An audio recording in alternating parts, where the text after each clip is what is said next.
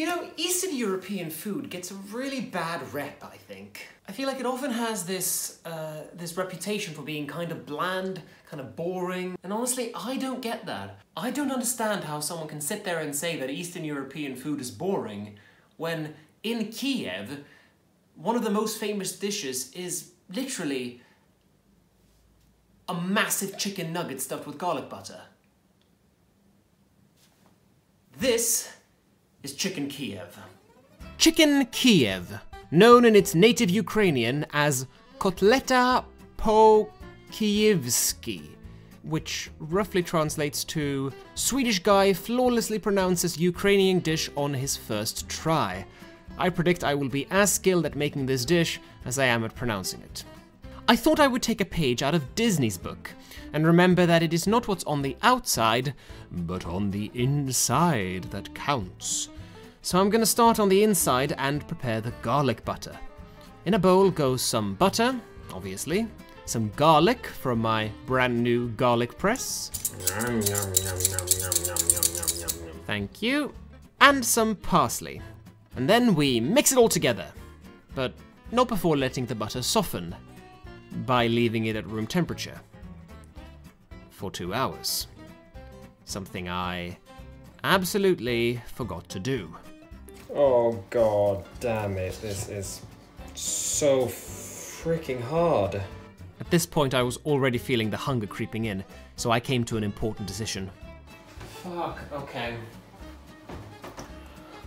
We're gonna go experimental on this one, so bear with me. Apparently, according to the internet, you can quickly soften butter by microwaving a thing of water for 2 minutes and then just letting the butter sit in that same microwave for 10 minutes. This plan doesn't fill me with confidence exactly, but it's the best I've got. While my butter was soaking in all that radioactivity, I decided to turn my attention to the potatoes. The plan was to make homemade chips. However, much like with the butter, hindsight is not my speciality. Turns out the potatoes also need to be prepped a few hours in advance by letting them soak in water. Thankfully, I hadn't already peeled the potato before I discovered this. No, that would have been so dumb. Just so freaking dumb. So dumb. So instead, I came to a compromise. So because the potato situation went entirely tits up, we're just not gonna do homemade fries anymore. So instead, we're gonna make potato wedges, and we're gonna have a little side-by-side comparison. We're gonna have our skin-on potatoes, and we're gonna have the no-skin potatoes from my miserable failed attempt at French fries. May the best route win. Anyway, I cut the potatoes up into wedges, ready for roasting, but not yet. For it's now been 10 minutes, and it's time to see if our wild experiment has borne fruit. Oh, Jesus.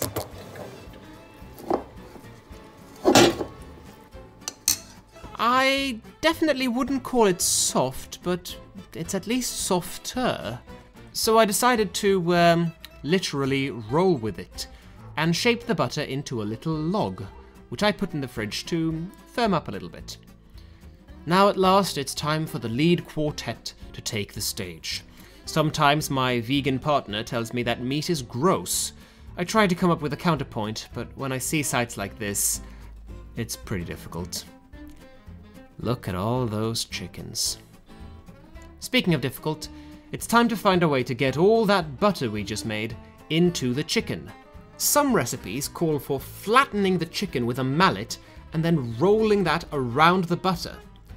I decided that sounds far too complicated, and since a shortcut has never ever decreased a thing's quality, never ever ever, I instead went with cutting a little pocket in each breast and stuffing that pocket with butter.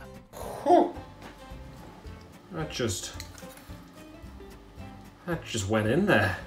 Now, when cutting into these breasts, it's incredibly important to not cut all the way through, or else the melted butter will leak out. Cutting all the way through is a foolish mistake, which only the worst amateurs could make. Oh no. Oh shoot.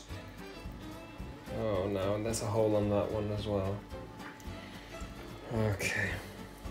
But sometimes, especially on this show, you've got to just own up to your mistakes and roll with the punches. It was time to turn these sad, miserable chickens into beautiful, golden Kievs.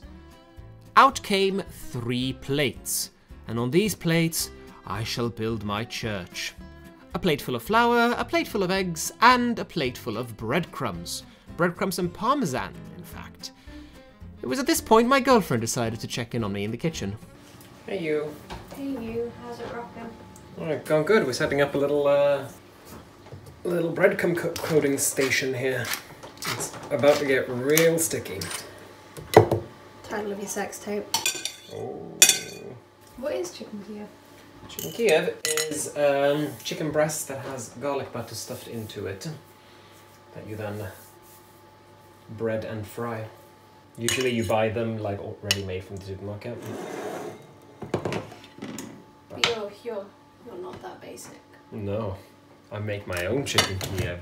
They will be more time consuming and less tasty. So that concluded the construction of my breading station. Now on to the actual breading.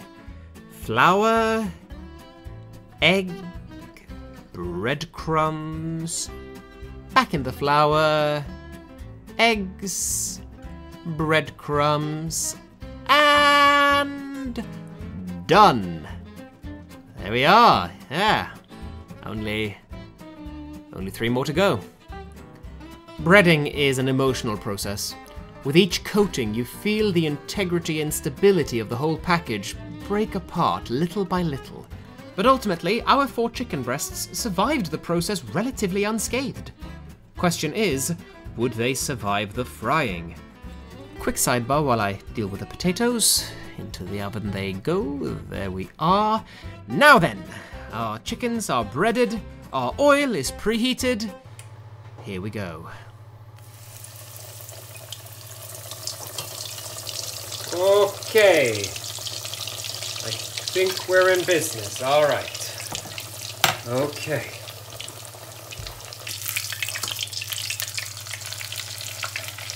Oh, look at that.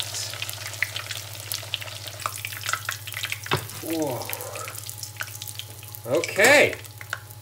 Holy shit, this is actually working. And that was one of the fucked up ones as well. Alright.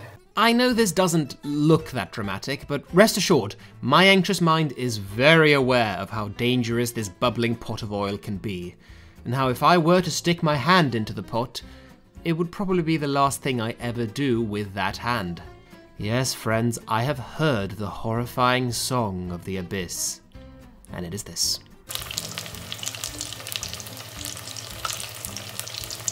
About halfway into my dance with death, I began feeling that these chickens weren't holding together as well as they should.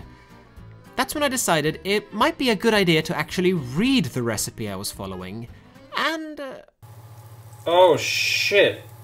The recipe said I should chill these before I do anything. Fuck. Well... Nothing to be done now but to press on and hope for the best. 2 more fries later and we were approaching the finish line. Is the Too chicken shabby, I think. is the chicken already cooked before you dunk it? No.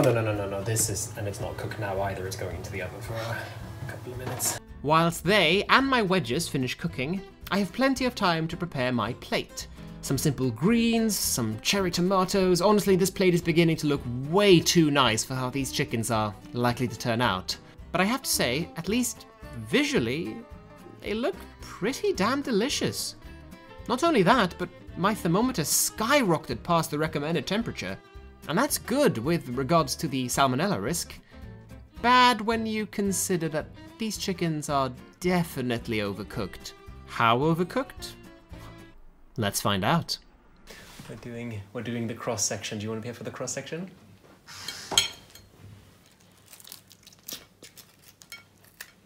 Oh, good lord.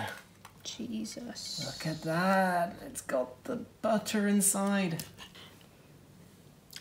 Why are you holding it that way? Ooh.